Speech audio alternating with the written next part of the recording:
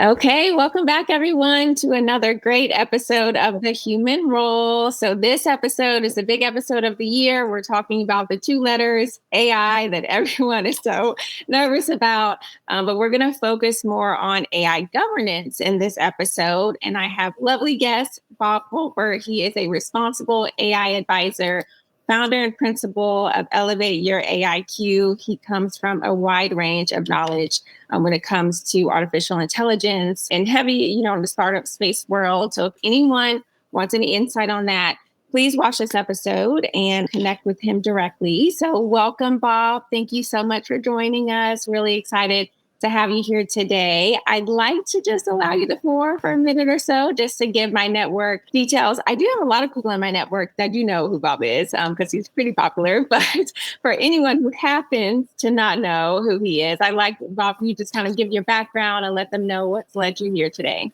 Yeah, of course. Thank you so much for having me, Tiana. My background is actually in large enterprise. So I've only been working with startups for the last, say, 4 or so years. But my background is at IBM and then NBC Universal. So I spent over 20 years at IBM doing all kinds of transformation across people, processes, data, and of course, technology. That was my early exposure to AI, at least as we called it AI back in the IBM Watson days. Most people are still familiar with Watson. They call it Watson X now, and there's lots of capabilities, including AI governance in that platform. But when IBM Watson first came out of the research labs, I was fortunate to have like the actual, if people remember, the Watson competing on Jeopardy television show, for those not in the US, not familiar.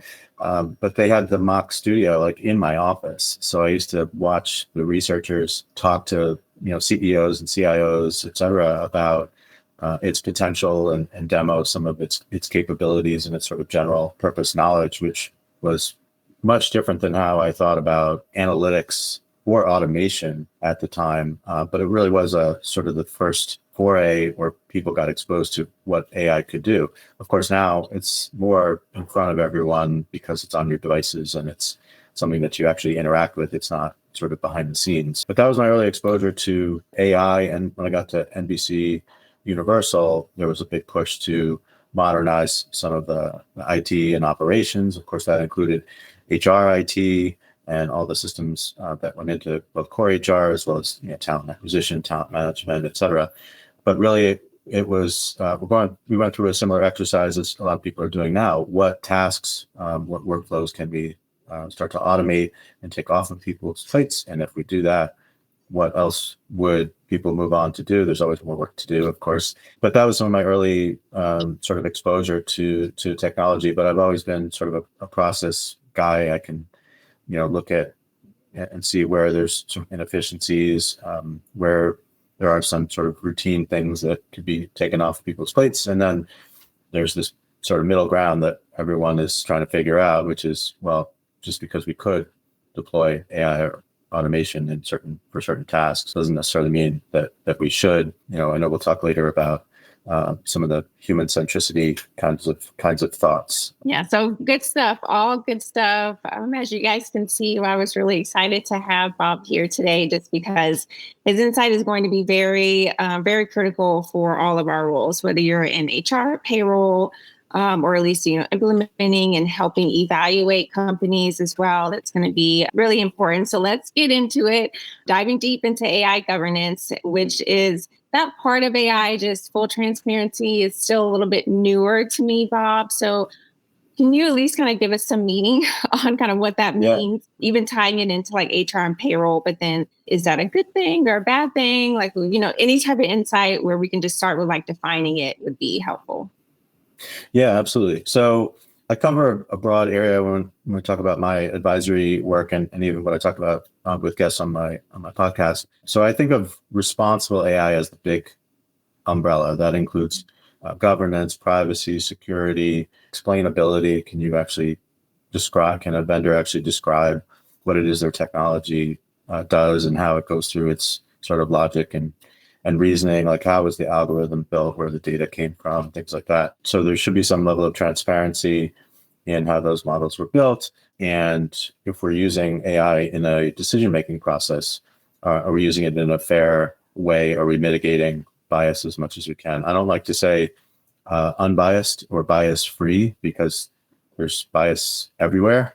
If AI is exhibiting bias, it's because it was trained on data, and that data was managed and is representative of previous sort of human decisions and the bias that went into those decisions. So that AI isn't just sort of naturally biased; it's just revealing, pre-existing biases. But AI governance within responsible AI is really looking at, do we have the right sort of structures in place to be able to provide, oversight over these algorithmic, components, the models, right? So there's two sort of aspects of AI. There's the data that went in and trained the system, and then there's the models that say these data points, carry, these different weights, and this is how the formula is constructed, and this is how it's feeding the user its conclusions or its insights to help you make that decision. So governance really puts this structure around how are we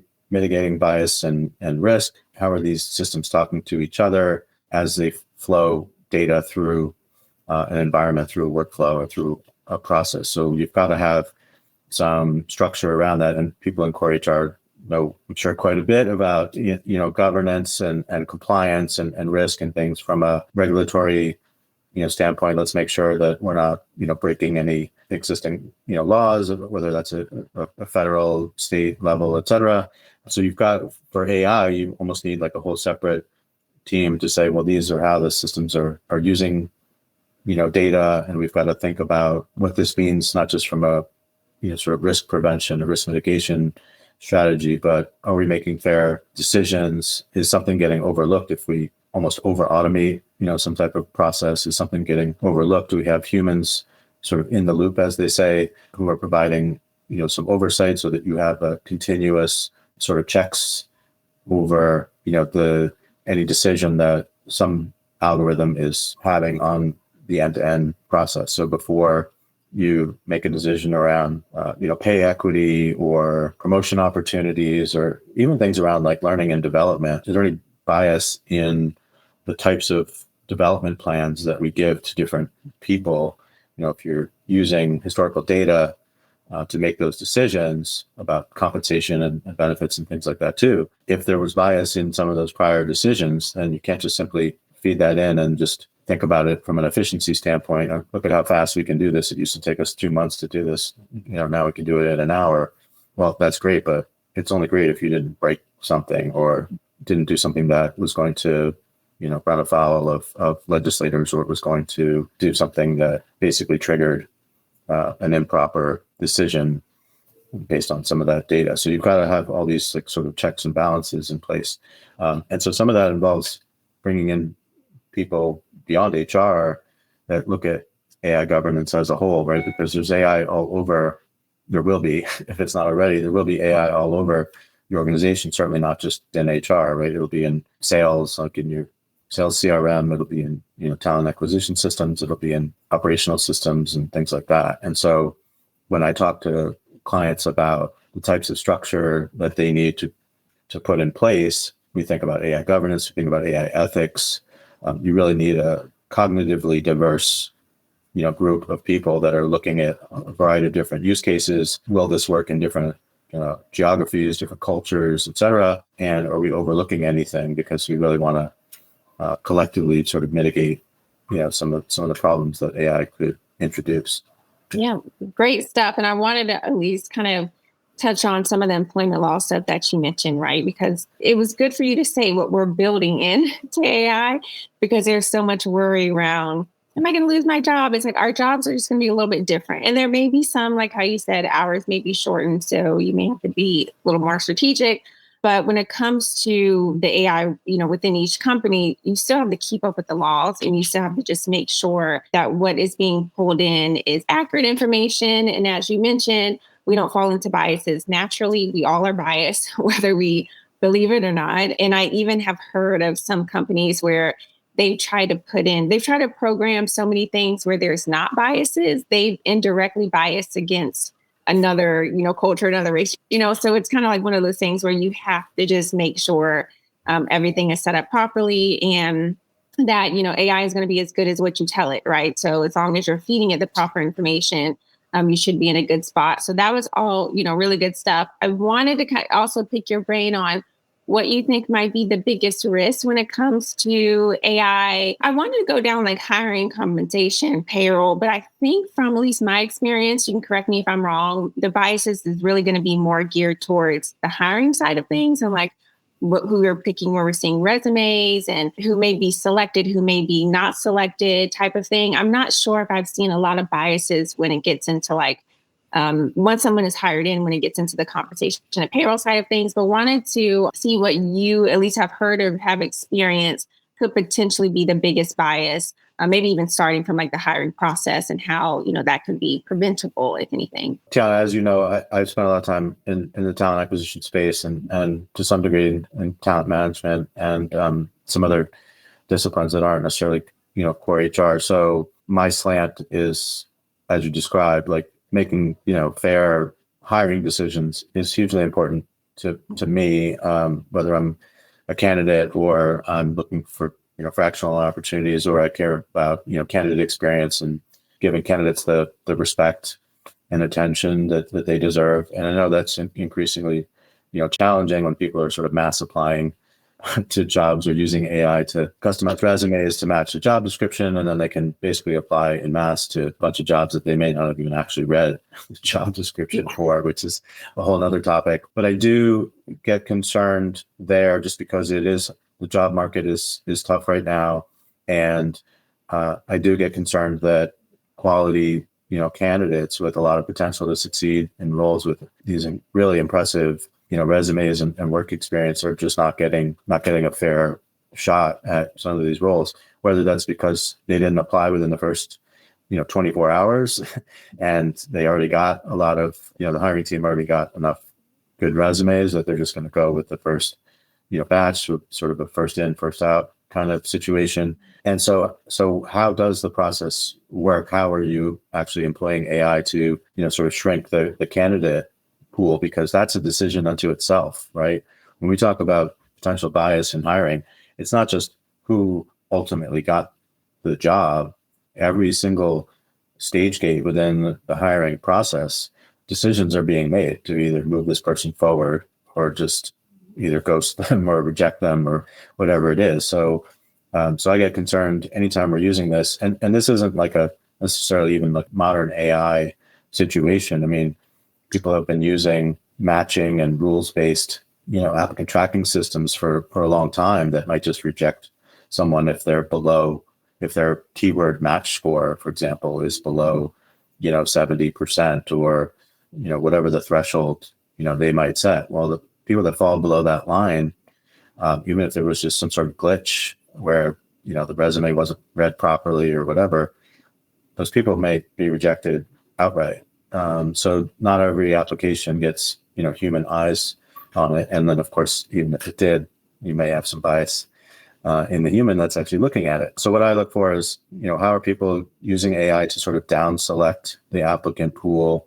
Are they doing so in a fair way? Are they mitigating bias? But it's really any particular system that's using an algorithm or AI to, shrink that funnel is subject to an audit if you are in a jurisdiction where that legislation exists. But frankly, I think it's something that people should be looking for no matter what. And that way you're always ahead of any legislation that's passed, right? So we've seen already at a federal level, I don't see anything coming that where we're going to have to adhere to that in the US. But, in other countries, certainly if you're in the EU, they've got some pretty strict rules about fairness. And a lot of that builds upon like GDPR, where you've got to protect the individual's privacy. But some of the rules coming with the EU are around how do you make sure that anything, not just in talent acquisition, but promotion opportunities, learning opportunities, how do you make sure that you're being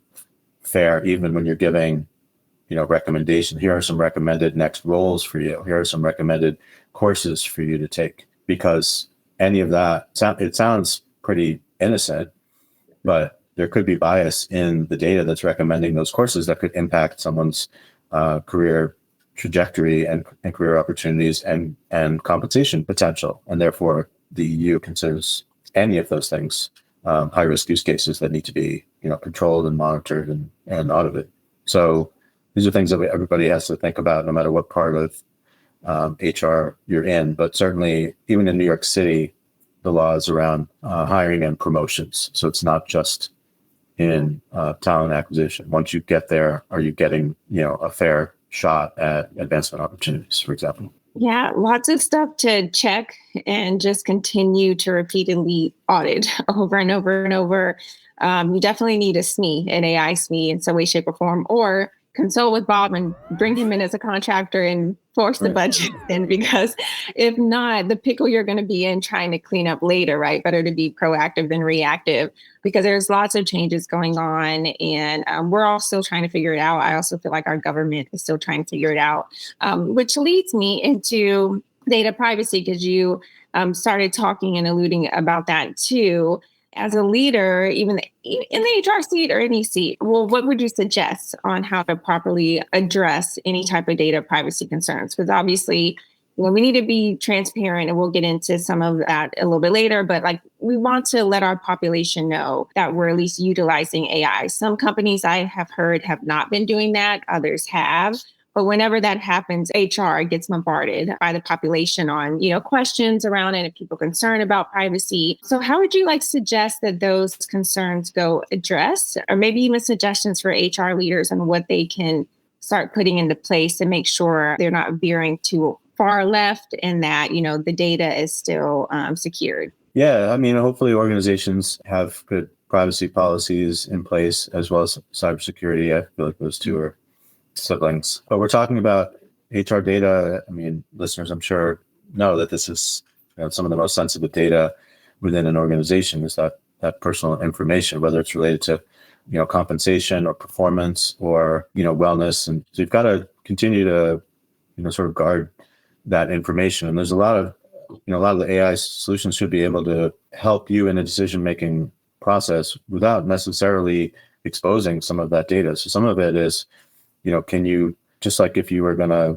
grant some new person access to this type of information, you'd want them to go through, some level of training and understanding of sensitivity around that data. If you were going to introduce an AI tool, think of the AI as sort of a digital worker, and you only want to give that AI just as much information as it needs to make its decision. So be selective about the data elements within an employee record that are necessary for it to make its calculations and to derive its insights. There's a lot of information that's in there that is not relevant to how it may come up with some recommendations or insights or predictions about the potential of an employee, or the potential of this person leaving the organization, or the potential for this person to achieve some level of success or get their certification on time, or whatever calculation or prediction you're trying to make.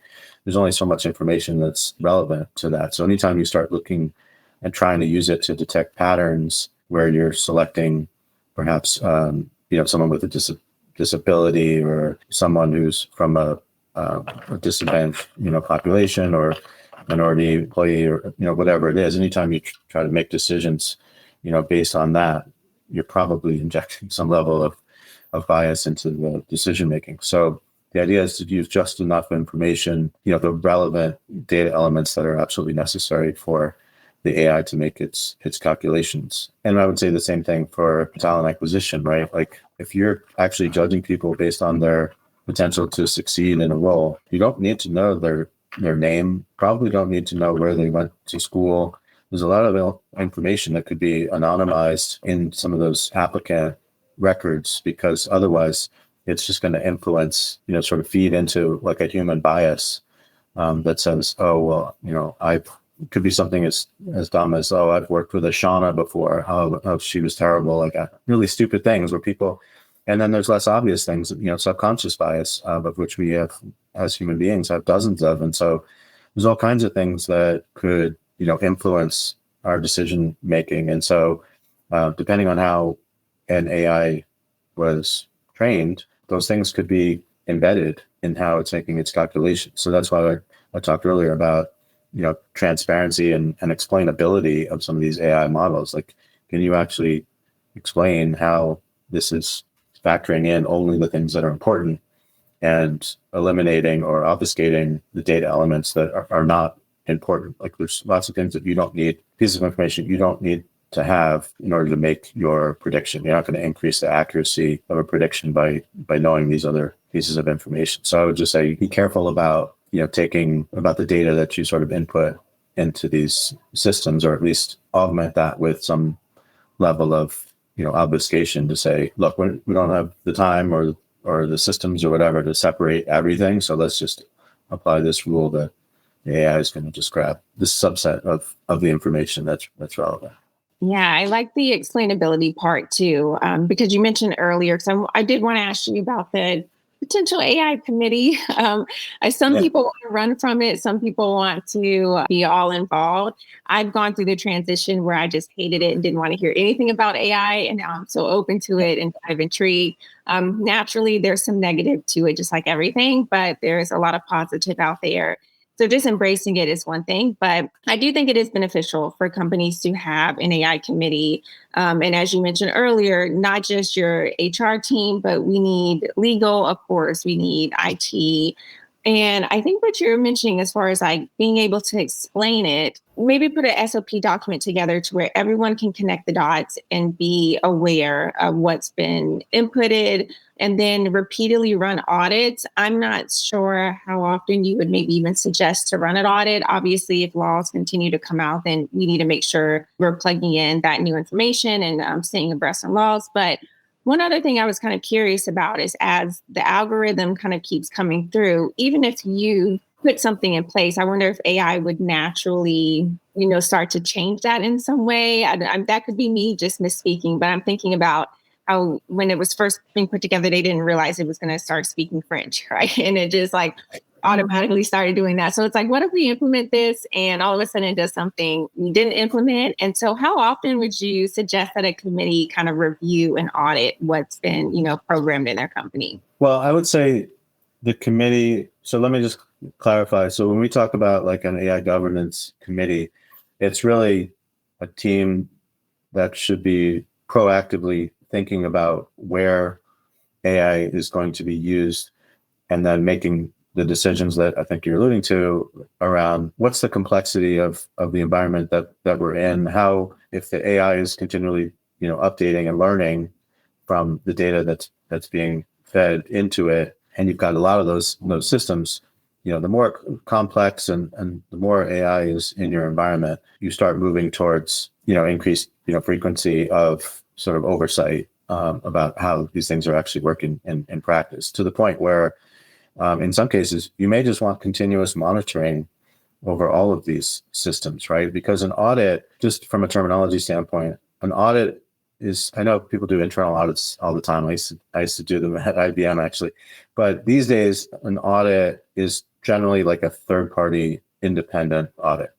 Like you're actually playing an official role, doing an official task to make sure there's clients and governance and all these, you've checked all these boxes. Internally, I would call that sort of an assessment. Like, let's look at all these systems and let's make sure that if we were to get independently audited, that we would be in good shape. If not, let's proactively sort of course correct and see where we're going wrong. So in the case of some of the laws that affect hiring, you may look for some threshold of adverse impact. So I'll use New York City as an example. They look for this 4/5 rule. If you take the primary group, let's just say it's white men. If you move, 10 white men through the process, you've also got to move, at least 8, minorities, by ethnicity, by gender, et cetera, through. And if that balance is off, then you've got to make sure you've got a good enough, sample size and all these things. But